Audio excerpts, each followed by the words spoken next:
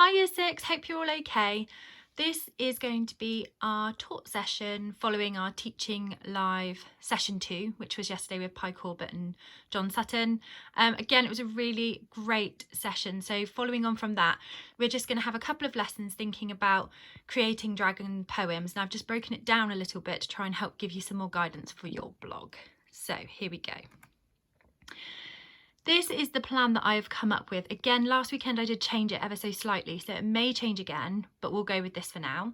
So the plan is that today's session, session 1, is going to be thinking about writing descriptive sentences about a chosen dragon. Session 2, we will begin to form the poem, including the senses, onomatopoeia and literary language. In fact, we're going to be doing that today, but we are not going to be doing the senses, but we are going to be looking at literary language. And session number 3, we'll be thinking about checking for spelling, punctuation and grammar, uploading to the blog and making sure that it's just actually a really good poem, or potentially paragraph, depending on the way that you choose to structure your piece of writing, because there is a bit of freedom in terms of what you would like to do. So, the warm-up. We did this yesterday, but I'd like you to do it again because I think it'd be really, really helpful for you when describing parts of a dragon to do this starter. So you're going to warm up your imagination to get your ideas going. Your challenge is to think of different things that you could do with everyday things, such as a lake, a star, a crescent moon, a cloud, a tree, lightning, a car, wheel, a planet, a comb, a leaf, a laugh, an umbrella, a plate, a table, a rainbow, a pylon, a parrot, a city, or if you come up with something else, you can do it with something else. You're going to have 3 minutes. Here are some images of those mentioned things. That is so that if you decide to do one of those, you can think about what you could do to describe these different things, thinking about the shapes. So you've got those that can help you. You can pause it just back a touch if you chose to. And then we've got our example of things to do with a rainbow that they spoke about yesterday. So you can wear it as a hairband, you can turn it into a moustache, you can use it as a bridge to cross a river, you can throw it as a boomerang, slide down its colours, use it as a paint box, slide into chunks and serve up at a party. You can use it as a skipping rope, wear it as a multicoloured grin, or throw it to a friend instead of a frisbee. What I really liked about that was that idea of using you can as a sentence starter. I thought that could be quite helpful for some of us to do to help us with our images. So first of all, can you do this activity? Give yourself 3 minutes and see what things you can come up with. So pause the video here to get that started. Okay. Today's challenge is that you will be writing what a dragon is like. Okay, we've already touched upon lots of this with Pi Corbett. However, I want to go into a bit more depth with you to give you a bit more of an idea of some different literary devices that can help you when writing about the dragons. So here you can see the example that Pi Corbett gave of the lizard. So children, you are to write creative sentences using different types of literary language, but here we have some examples. So the ebony eye stares like a dreadful stop. The spine, sharp spines jut up like a staircase of shark's teeth. Its mouth is clenched like a vice. Rough skin hangs in folds. A dark stripe bleeds from its eye. Curved claws dig into the earth. So our aim from this session is that we're going to be using that imagery and figurative language to build pictures about the different parts of a dragon. We're going to talk about similes, using as and like, personification, onomatopoeia, and then we're also going to talk about extending our ideas. So don't just say the skin is rough. Say things such as the skin is like rough sandpaper sagging as it clings to the dragon's skeleton. Really creating that powerful image. And also make sure you're using accurate punctuation. It goes without saying, full stops and capital letters. It's just not acceptable to not be using them at this stage in your school life. Right, different types of figurative language. So what I've got here is I've got a breakdown of the different types of figurative language that I'm going to ask you to use and what they are. Okay, so we have got here simile. So a simile is probably the most common type of figurative language that we just get used to using all the time. It's where you describe something by comparing it to another thing or something else. And it always uses the words either like or as something as. And that's how we know it's a simile, because we're saying it's something else by using a comparison. Metaphor, therefore, is when we say that something is something else. So last week with our You Are poems, that was when we used lots and lots of metaphors, because we were just saying that you are the light of my life. It's literally a metaphor because you're saying something is something else. The girls stood a tower above her classmates, again saying that the girl was a tower, not like a tower, because that would be a simile. Personification is often used to give human characteristics to objects, plants and animals to give more description to the reader. And onomatopoeia is a word which sounds like what it means. So thud, crash, bang, buzz. They're all examples of onomatopoeia. So what I would say is we do touch upon this. We've definitely learned about it in reading this year. But now it's you thinking about yourselves as authors and yourselves and thinking about your authorial intent. Not just identifying them within a text, which is what we spent a lot of time doing so far this year. Okay, you have got a sheet, and I just wanted to show this. So these are different dragon images that I've found, which I thought could be helpful in helping you write your descriptions. So you will be choosing one of these to base your descriptions upon. What I've done is I've been thinking about these different types of figurative language, and I have started to write, I'm just going to skip this quickly, sentences about one of them. Okay, so this is the dragon that I've chosen. Please also notice that I've chosen a dragon that is currently flying in the air. So I've chosen a flying dragon.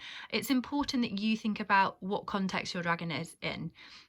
Where is it? So set the scene. Is it flying? Is it stalking something by flying in the sky?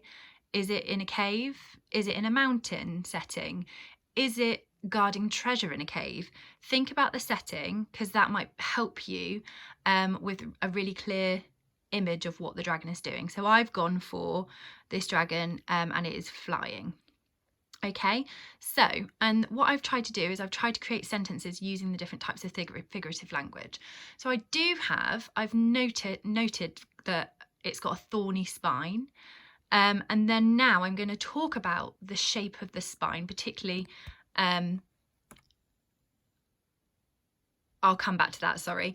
I'm going to talk about onomatopoeia first. So what I did was I created a list of all the different types of sounds that I thought could be heard within this image. So if you look at this image and this dragon, I felt like it potentially, the dragon could be growling, it might be a screeching could be heard, a roar.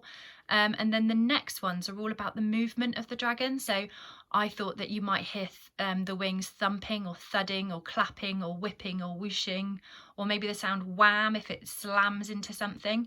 I felt that onomatopoeia could be something that could be used in this scene. Okay, next we have the similes. So similes are metaphors, and linking it back to your first activity with those things that you came up with for the shape of something, I thought about the shapes of each of those individual spines.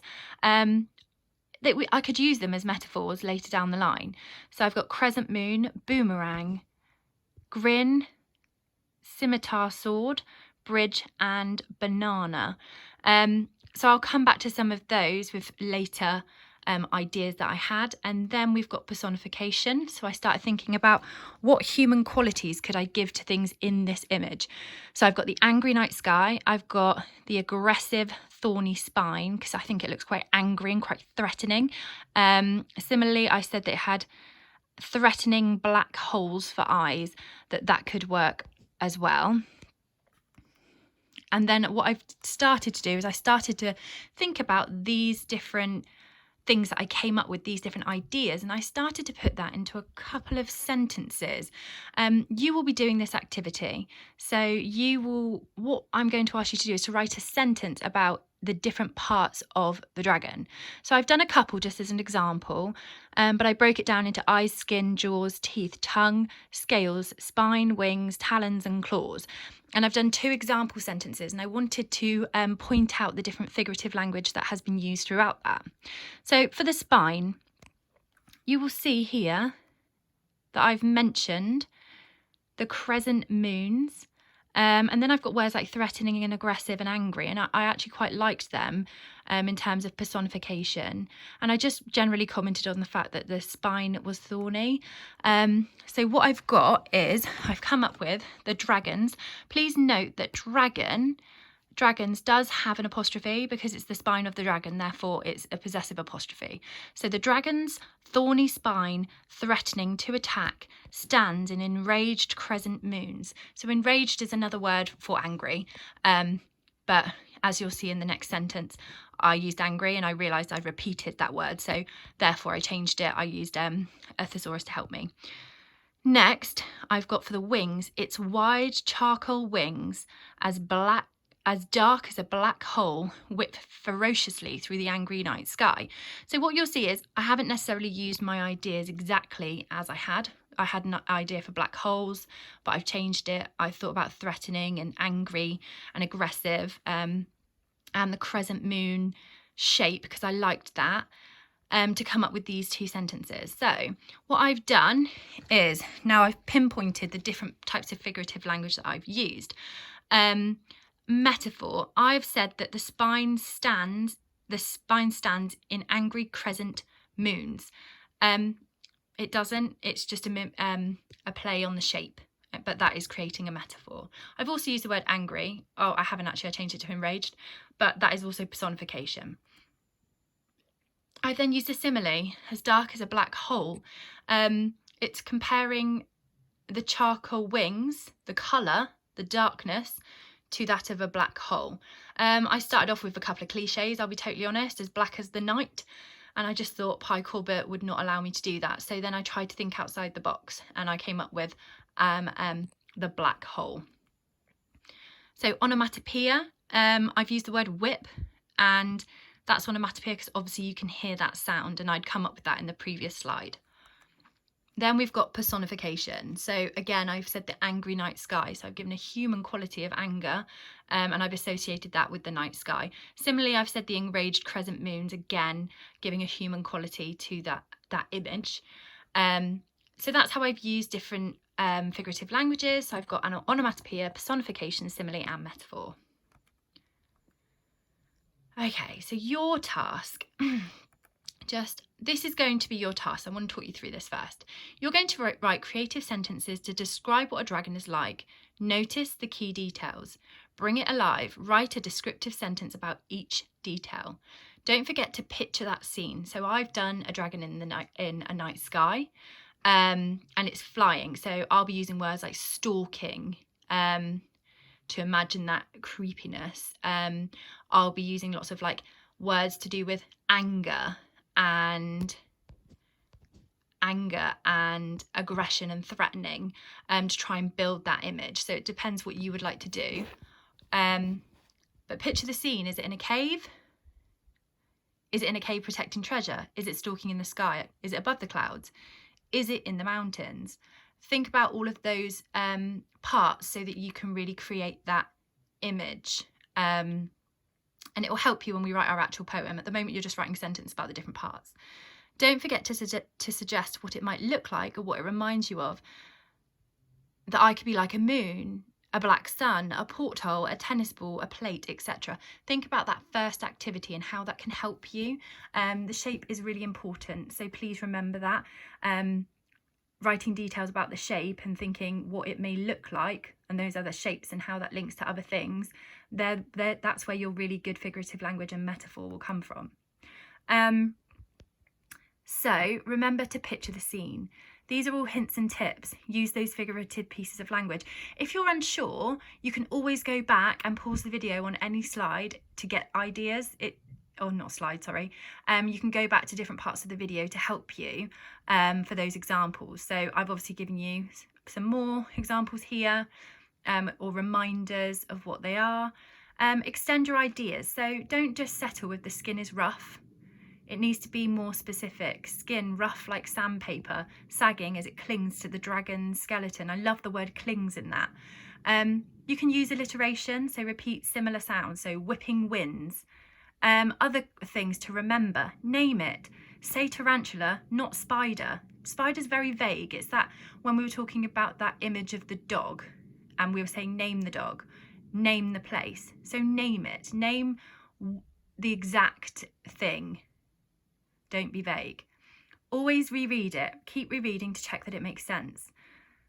Other pieces of advice, describe the object well so that the reader can imagine it. Create fresh images, not cliches. I told you that I had to change some of mine because I'd realised I'd fallen into the trap of using cliches. So I also had to think about it. So really consider your descriptions and your images and your comparisons. Say your sentences aloud. We say this all the time in school. Read your work back aloud and you'll soon see if you've made mistakes. Choose your words with care. Really consider your vocabulary choices. Your poems were amazing, your you are poems, so just do exactly the same here. Avoid repetition of words, and I did that. So I wrote angry twice in 2 sentences. So I did use a thesaurus just on my iPad just to get another word, and enraged fit. So I used that instead rather than that repetition. And then lastly, pretend you are your teacher. So pretend you're me, pretend you're Mr. Phil, pretend you're Mrs. Hart. What advice would we give you? We talked to you lots about your writing. So think to yourself, what would they say? And if it's put a full stop and capital letter in, then you can tell yourself that for sure. Okay, so what I'm about to show you in the next piece of the video can help start you off if you are struggling. But if you're somebody who likes a bit of a challenge, you could always come back to this at the end. But it's a word bank of different words that have been written just to help. And you could always pause the video on that. Lots of different vocabulary and images that you can write about a dragon. Okay, so if you don't want that yet, pause it here and don't continue. I'm about to go on to the next slide. For those of you who are about to do that, good luck. We're really excited to read your sentences.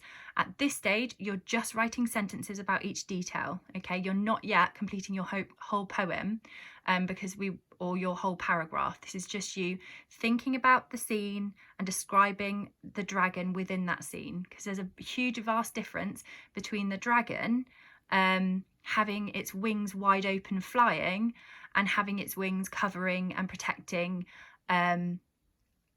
treasure, or being lying down in a cave and being up in the clouds, flying through the clouds. So think about your image. It's really important. It will help you.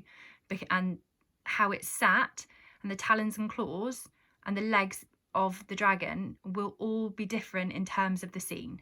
All right, so good luck. For those of you who want to watch on, you will have that word bank on the screen. So I will carry on the video, but for all of you, good luck. Can't wait to read all of your fantastic work. For those of you who have continued, here is a word bank of lots and lots of different words that can help you or give you a start about dragons. So got all different words about scales, wings, claws, about a cave, different clues, alliteration, similes, personification, metaphor, the actual dragon, thing about spikes, its eyes, teeth, the treasure if it's sat on some treasure, lots and lots of different words, examples for you to look at. Okay, can't wait to read your sentences.